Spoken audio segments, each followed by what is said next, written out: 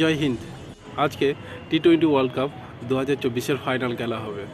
খেলবে ভারত বনাম south Africa. এবারে টি-20 ওয়ার্ল্ড কাপে অনেক টিম ভালো খেলেছে, বিশেষ করে সাউথ আফ্রিকা ভালো খেলেছে, আফগানিস্তানও ভালো খেলেছে।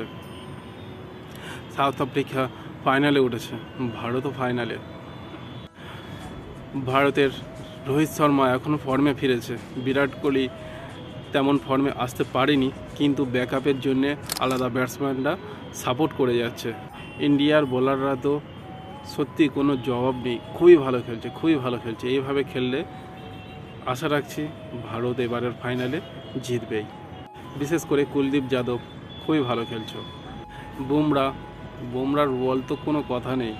অক্ষর প্যাটেল, এইভাবে বল করো, দেখবে ম্যাচ নিজেদের আয়ত্তে অবশ্যই আসবে। বিরাট কোহলি আজকের দিনটা অন্তত ভালো খেলে দাও। জানি অনেক বড় মাপের প্লেয়ার তুমি, আর বড় মাপের প্লেয়াররা ঠিক সময়ে কাজে লাগে। আজকের দিনটা তোমার জন্য, আজকের দিনটা তুমি প্লিজ ভালো খেলো। রোহিত শর্মা বিরাট কোহলির জুটি আজকের দিনটা দেখতে চায় সমগ্র দেশ, সমগ্র ওয়ার্ল্ড।